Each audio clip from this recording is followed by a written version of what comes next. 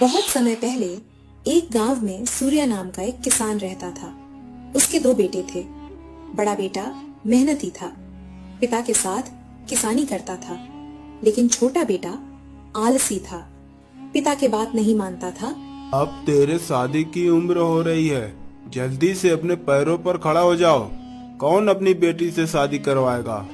पिताजी, अभी मेरी शादी करने की कोई भी इरादा नहीं है और ना ही मैं कभी किसी से विवाह करूंगा। तुझे जीता तेरी खुशी के लिए हो रही है। खैर, मेरा एक बहुत अच्छा दोस्त है, तू उनके यहाँ कोई काम कर ले। जा, तुझे वह सही राह पर ले जाएंगे। ठीक है, अगर मुझे काम पसंद आएगा तभी मैं काम को करूंगा, वरना मैं नहीं करूंगा। फिर एक दिन विजय को अपने पुराने दोस्त के पास ले गया। अरे सूर्या, क्या बात है? इतने घने जंगल में अपने बेटे को लेकर क्यों आया है? क्या बताओ मुरली, मेरा बेटा एक नंबर का निकम्मा बन गया है। मुझे खेती के अलावा कुछ भी नहीं आता और इसे खेती करनी ही नहीं है, और इसीलिए मुझे भविष्य की चिंता होती है। राजधानी में तुझे अच्छी जान पहचान है ना, अगर तू इसे कोई काम दिला देगा तो बहुत अच्छा होगा। मेरी वृत्ति के लिए तो तू अच्छी से जानता है। सब जानने के बाद भी अपने बेटे को मेरी वृत्ति में डाल नहीं सकता। ठीक है, राजधानी में काम करना है तो देखता हूँ, लेकिन यह इतना जल्दी नहीं हो सकता। कम से कम 10 दिन लग जाएंगे, तो 10 दिन के बाद मेरे पास वापस आ जाना। ठीक है, ये मेरे साथ लौट कर क्या करेगा? इसे यही रहने दे। जिस दिन इसे काम लग जाएगा, इसे फिर से वापस नहीं आना पड़ेगा। इसके लिए यहाँ पर रहना आसान नहीं होगा।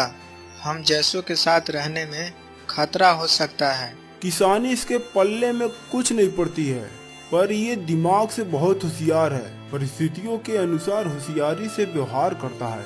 इस तरह पिता उसे मनाकर विजय को वहीं छोड़कर वापस आ जाता है। तो लड़के, तेरे पिताजी तुझे छोड़कर चले गए। तुझे पता है मैं कौन हूँ और क्या करता हूँ? आप इस जंगल में छुप कर अपने साथियों के साथ रहते हो, तो शायद आप डाकू ही होंगे। समझदार हो। फिर तो हमारे साथ 10 दिनों तक रहना खतरों से खाली नहीं होगा। रह लोगे या अपने गांव लौटकर किसानी करना बेहतर समझोगे? आप डाकू हो या कोई और, मुझे क्या लेना देना। मुझे किसी का डर नहीं, जो बोलोगे वही करूँगा। अरे वाह, काफी साहसी हो। सुनो नागेश, इसे अच्छा सा भोजन करा दो। सुनो, अभी भोजन करके आराम कर लो, कल सुबह बात करेंगे हम। उस रात विजय भोजन करके आराम करने लगा। तभी उसने देखा एक बूढ़ा घड़ा लेकर जा रहा है। बाबा, आप कौन हो? क्या आपको पानी चाहिए? हाँ बेटा, मैं पानी के लिए जा रहा हूँ। मैं यहाँ का रसोइया हूँ, सबके लिए खाना बनाता हूँ। अरे, आप इतने बुढ़ापे में कबाड़ उठा कर ले जा रहे हो? दीजिए, मैं पानी लेकर आता हूँ, तब तक आप दूसरा काम कर लीजिए। मुझे सहायता की जरूरत नहीं है, मैं पानी ला सकता हूँ, पर आज मेरी तबीयत ठीक नहीं है। आज एक दिन के लिए तुम पानी लेकर दे दो, कल से इसकी जरूरत नहीं होगी, मैं खुद ही कर लूँगा। ठीक है बाबा, आप कबाड़ा मुझे दे दे, मैं ले जाऊंगा। मुझे बताए पानी के लिए किस ओर जाना होगा? यहाँ से कुछ दूर एक तालाब है, वहाँ से पानी मत लाना, तुम्हारे जान को खतरा होगा। वहाँ से और 5 कोस दूर एक नदी है, वहाँ से ही तुम पानी लेकर आना बेटा। ठीक है, थोड़ी दूर है पर सुरक्षित रहोगे। इसके बाद विजय उस बूढ़े के कहे अनुसार पानी लेने के लिए निकल पड़ा। पास में जब तालाब है तो बाबा ने मुझे दूर से पानी लाने के लिए क्यों कहा? इस तालाब में हो सकता है मगरमच्छ होंगे, पर वह मेरा क्या बिगाड़ लेगा। इसके बाद विजय ने जैसे ही एक घड़ा तालाब में डुबाया, एक हाथ ने उसे अंदर खींचने लगा। विजय अपना हाथ छोड़ा लेता है। इस कोशिश में उसके हाथ में एक कड़ा आ जाता है और वो हाथ तुरंत अंदर चला जाता है।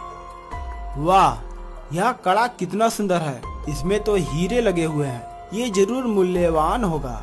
हाँ, पर जिस हाथों में कड़ा था वो कहाँ गया? क्या इसी हाथ के कारण तालाब में से पानी लाने के लिए घबराते हैं? इस घटना के बाद विजय पानी लेकर लौट जाता है और उस गली के मुखिया को जाकर सारी बातें बताता है। तो तुम उस तालाब से ही पानी लेकर आए हो? ये बहुत साहस की काम है। तुम्हारा काम सराहनीय है। देखूं तो वो कड़ा कैसा है, दिखाओ जरा। ये देखिए, ये कितना सुंदर है। इसमें चांदी के हीरे लगे हुए हैं। इसे सुनार को बेचेंगे तो हमें बहुत सारा धन मिल जाएगा, है कि नहीं? आपको डकैती करने की भी जरूरत नहीं होगी। चलो मेरे साथ उसी तालाब के पास चलते हैं। हाँ, ये काफी मूल्यवान है। हम इसे जानी व्यापारी को बेचेंगे, फिर जो धन मिलेगा उसे हम वापस में बांट लेंगे। ऐसा तय करके वो दोनों कड़ा लेकर पटना के लिए निकल पड़ते हैं और व्यापारी मंगल सेठी के पास जाते हैं। अरे ओ मुरली, इस बार क्या लाए हो? कोई मूल्य चीज चुराए हो या फिर? मंगल सेठी, इस बार बहुत ही मूल्यवान वस्तु लेकर आया हूँ। ये देखो, ये कड़ा कितना चमक रहा है। हाँ, यह बहुत ही सुंदर और मूल्यवान है। मैं इसका मोल नहीं चुका पाऊंगा। हम इसे महाराज के पास ले चलते हैं। इसका सही मोल मिल जाएगा। केवल वही इसे खरीद सकते हैं। हाँ, लेकिन महाराज को क्या परिचय दोगे? मेरी सच्चाई बताओगे तो सही नहीं होगा ना, इसलिए पूछ रहा हूँ। घबराओ मत, मैं तुमको अपना दोस्त बता दूंगा। ठीक है, चलो चलते हैं। इसके बाद मंगल सेठी वो कड़ा लेकर मुरली के साथ महाराज के दरबार पहुंचता है। महाराज, ये देखिए, ये अत्यंत मूल्यवान कड़ा है जो मैंने हीरे से गढ़कर बनवाया था। और ये मुरली नामी डाकू है जिसने मेरा कड़ा चुरा लिया था। महाराज, मैं जैसे तैसे पकड़कर इसे यहाँ लेकर आया हूँ। इसे कठिन से कठिन दंड दीजिए महाराज। ओ, तो मैं जिस नामी डाकू को तलाश कर रहा था, ये वही मुरली है ना? इसे तुरंत बंदी बनाकर कारावास में डाल दिया जाए। महाराज, एक बार मेरी भी बात सुन लीजिए। ये मंगल सेठी झूठ बोल रहा है। सच तो यह है कि मैंने ये कड़ा नहीं चुराया। मैं बताता हूँ कि ये कड़ा मुझे कहाँ से मिला। और इस तरह उस लड़के ने मुझे ये कड़ा दिया। मंगल सेठी अकेले कैसे ला सकता था महाराज? मैं स्वयं चलकर इसके साथ आया हूँ। आप जरा एक बार बात को सोचिए। ये सरासर झूठ बोल रहा है महाराज। आप शांत रहिए सेठ जी। देखो मुरली, मैं उस लड़के को बुलाता हूँ। अगर उसने भी यही बात बताई तो मैं तुझे बिना दंड दिए भेज दूंगा। कोई है, उस लड़के को बुलाया जाए। फिर दोपहर तक विजय को महाराज के सामने लाया जाता है, ये जानने के लिए कि आखिर पूरी सच्चाई क्या है। ठीक है मंगल सेठी जी, इस कड़े के साथ जोड़ी में एक और कड़ा तो होगा, या एक ही कड़े आपके पास है? एक ही मेरे पास है। मैंने मेरे लिए एक ही बनवाया था महाराज। देख लिया महाराज, सेठ जी भी झूठ कह रहे हैं। ऐसे और 9 कड़े हैं जो मैं आपको बता सकता हूँ, पर उसके लिए मुझे आपको थोड़ा और समय देना होगा महाराज। क्या ऐसे बहुमूल्य कड़े 9 और हैं?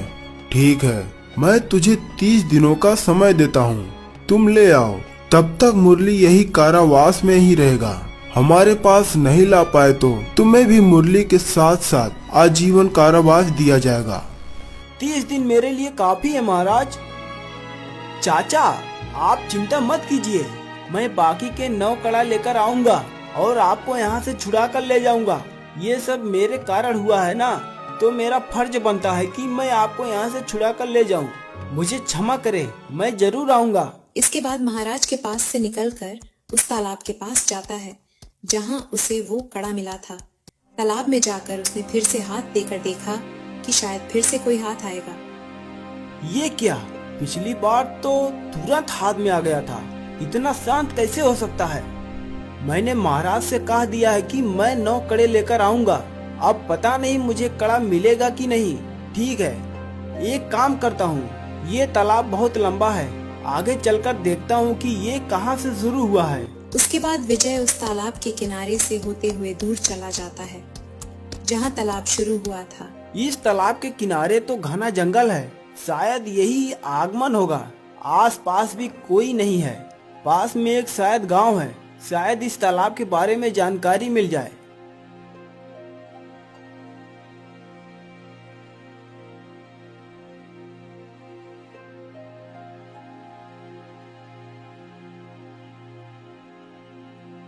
मुझे तो यह कोई धर्मशाला लगती है। यहाँ रुक कर आराम कर लेता हूँ। यहाँ तो बहुत से लोग आते जाते रहते हैं। मुझे तो जानकारी चाहिए, शायद यहाँ से मिल जाए।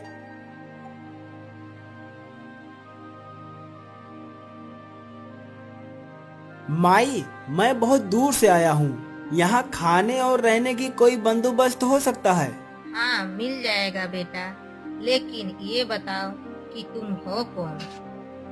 फिर विजय वो सारी घटना उस औरत को बता देता है जो उसके साथ हुआ है। मैंने इस तरह महाराज को वचन दिया है कि मैं और आपको 9 कड़े लाऊंगा। मेरे कारण मेरे पिता के मित्र धन भोग रहे हैं। उन्हें मुक्त करना मेरा कर्तव्य है माई। जैसे तुम सोच रहे हो वैसे कड़े के बारे में मुझे कुछ भी पता नहीं है। वैसे भी पूरा शहर शोक में डूबा है। राजकुमार का देहांत हो गया है। महाराजा बहुत ज्यादा दुखी हैं। अरे ये तो बहुत बुरा हुआ माई। सुना है राजकुमार तो बहुत जवान थे, लेकिन उनकी मृत्यु कैसे हुई भला? क्या पता बेटा, राजकुमार शिकार पर निकले थे, फिर अचानक से पता चला उनकी तो मृत्यु हो गई है। जिस तालाब के तुम बात कर रहे हो उसी के पास एक घना जंगल है। सिपाही ने बताया कि वहाँ से एक जानवर आया और राजकुमार को उठाकर अपने साथ ले गया। ये क्या? इसका अर्थ है कि किसी को पता नहीं कि राजकुमार का मृत्यु हुआ है कि नहीं। फिर क्यों उसे लोग मरा हुआ समझते हैं? राजकुमार मरे नहीं होंगे। अब जब विशाल जानवर उसे उठा कर ले गया तो अवश्य उसे मार कर खा गया होगा ना। दाल में जरूर कुछ काला है। राजकुमार जिंदा ही होंगे। माई, आपने कहा विशाल जानवर, क्या आप बता सकते हैं बाघ, भालू या हाथी था? हमें इस बारे में ज्यादा तो नहीं पता है, बस जानवर के बारे में सुना था। तो आवश्यक इसमें कोई गड़बड़ होगी माई। ठीक है, मैं राजकुमार का पता लगा लूंगा। इसके बाद विजय वहाँ से निकलकर जंगल की ओर चलने लगा।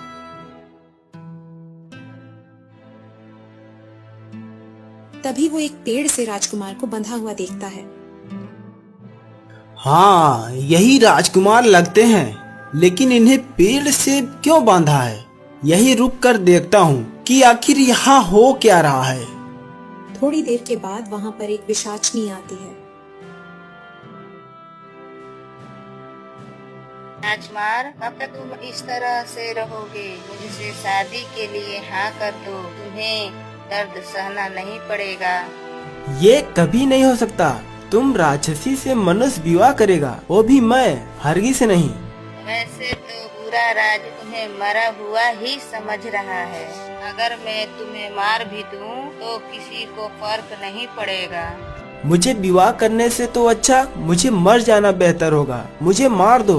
तुम्हें जब से यहाँ लेकर आया हूँ तब से यही कहे जा रहे हो। ठीक है, चलो अब तुम्हारे लिए बढ़िया सा भोजन की प्रबंध करती हूँ, तुम आराम से खाना।